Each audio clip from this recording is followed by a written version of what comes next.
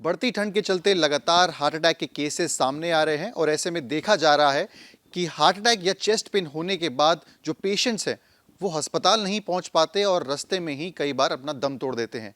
ऐसे में कानपुर के एलपीएस कार्डियोलॉजी, जो कि उत्तर प्रदेश का सबसे बड़ा हार्ट हॉस्पिटल है, उन्होंने एक किट तैयार करी है जो लोग अपने पास रख सकते हैं और अगर उन्हें चेस्ट पेन या हार्ट अटैक होता है तो उस किट से दवाइयां तुरंत मौके पर लेके अपनी जांच बचा सकते हैं।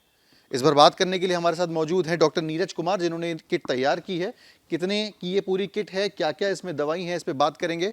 सर, ये जो किट मैं देख रहा हूँ आपके सामने पड़ी हुई है, मैं आपको दिखा भी दूं कैमरा पे, ये राम किट नाम से जो है वो ये पूरी तैयार की गई है। इसमें इकोस्प्रिन और रोस्टेटिन जैसी कई दवाइयाँ हैं जो रखी गई हैं। सर, कितना प्राइस है इसका, कितने रुपए में तैयार हो जाती है और क्या उद्देश्य था इसको तैयार करना? ये इस एक किट की कीमत 5.5, 6, 7 रुपये है। इससे ज़्यादा इस एक डोज़ की कीमत नहीं, इस एक डोज़ की कीमत नहीं है। इसमें दवाइयाँ बहुत सस्ती हैं। 35 पैसे की इकोस्प्रिन की 2 गोलियाँ हैं, 80 पैसे का सॉर्बिट्रेट है और 3.5, 4 रुपये का रोवास्टेटिन का एक टैबलेट है। ये एक खुराक होती है, इसको लोडिंग डोज के नाम से जाना जाता है मेडिकल लैंग्वेज में। कोई भी पेशेंट जब चेस्ट पेन लेके किसी भी इमरजेंसी में जाता है तो सबसे पहले उसको यही 3 दवाई दी जाती हैं, उसके बाद उसकी जांचें या आगे इलाज को बढ़ाया जाता है। तो इसी को बना के हम लोगों ने ये किट तैयार की है। इन जो यहाँ पे इस किट में दवाइयाँ मौजूद हैं, क्या यही दवाइयाँ आप लोग पेशेंट्स जब यहाँ पे हॉस्पिटल आते हैं हार्ट अटैक के, वहाँ पे भी देते हैं? एग्जैक्टली ये वही सेम दवाइयाँ हैं और ये कुछ नया नहीं है। ये जब से कार्डियोलॉजी का ट्रीटमेंट, एमआई का ट्रीटमेंट स्टार्ट हुआ है, ये तब से ये दवाई प्रचलन में है। बस ये है कि आजकल जिस तरह की समस्याएं बढ़ती जा रही हैं, अचानक से रोज़ कुछ ना कुछ सुनने में आता है कि वो वहाँ पे कुछ स्पीच कर रहे थे तो एक्सपायर हो गए हैं, कोई डांस कर रहा था तो एक्सपायर हो गया, एक नमाज़ पढ़ते हुए एक्सपायर हो गया, ट्रेन में एक्सपायरी हो गई है।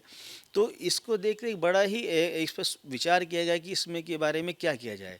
तो ये हुआ कि क्यों ना इस लोडिंग डोज को एक जनमानस को उपलब्ध करा दिया जाए इजीली लेवल पे। उसको ये जानकारी हो जाए कि हमको हॉस्पिटल, अपने घर से हॉस्पिटल तक जाने से पहले अगर हम इस लोडिंग डोज को अपने घर में ही खा लेंगे तो जो काम हॉस्पिटल में 15, 20, 25, 30 या 40 मिनट बाद होना है वो दवाई आप घर से लेके चल रहे हैं। तो हो सकता है आपके हॉस्पिटल आते आते आपकी समस्याएं भी समाप्त हो जाएं। ये बहुत ही महत्वपूर्ण है। मैं अपने जो लोग हैं, जो आम लोग हैं जिनको नहीं पता होती चीज़ें, उनके लिए आपको रिक्वेस्ट करूंगा कि समझाने पाएँ कि दो दवाइयाँ हैं कौन सी हैं और कैसे उनको खानी है, और अगर उनके साथ कोई किसी तरीके की अनहोनी होती है, हार्ट अटैक आता है, चेस्ट पेन होता है। जी, देखिए इसमें 3 दवाई होती हैं।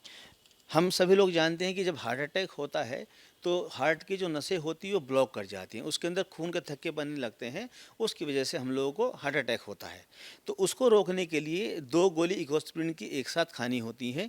ये ब्लड थिनर है, जो खून का थक्का बन रहा है उसको रोकती है, उसको बनने नहीं देती है। दूसरा जो टैबलेट है ये रोजुवास्टेटिन का है। इसको सामान्य भाषा में अगर हम बात करेंगे तो कोलेस्ट्रॉल कम करने की दवाई होती है। ये उस थक्के के प्रसार को रोकती है।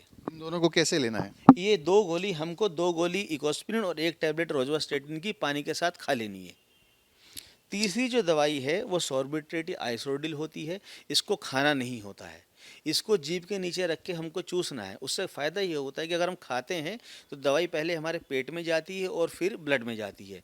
चूसने से ये दवाई सीधा आपके ब्लड में ही जाएगी। तो ये एक इंजेक्शन की तरह काम करता है। जैसे इंजेक्शन हम लोग सीधा ब्लड में देते हैं, तो ये इंजेक्शन ही है एक तरह का।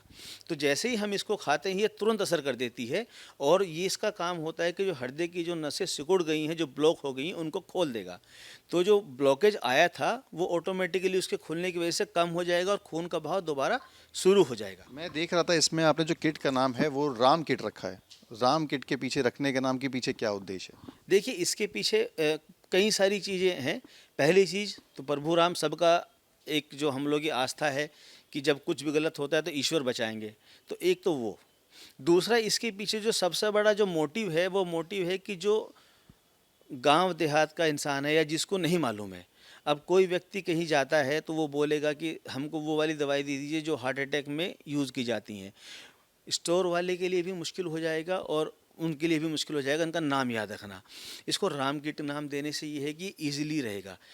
स्टोर वाले को मालूम होगा राम किट की 3 दवाई हमें उनको देनी है, तो वो भी आराम से उसको दवाई दे देगा। तो बेसिकली क्या है, इससे इसकी व्यापकता बढ़ जाएगी। इसकी ये सबके लिए अवेलेबल हो जाएगी, तो इसलिए इनका नाम जो है वो राम किट नाम रखा गया है। तो राम किट कहीं ना कहीं रामबाण साबित होगी उन लोगों के लिए जिन्हें चेस्ट पेन या हार्ट अटैक आते हैं।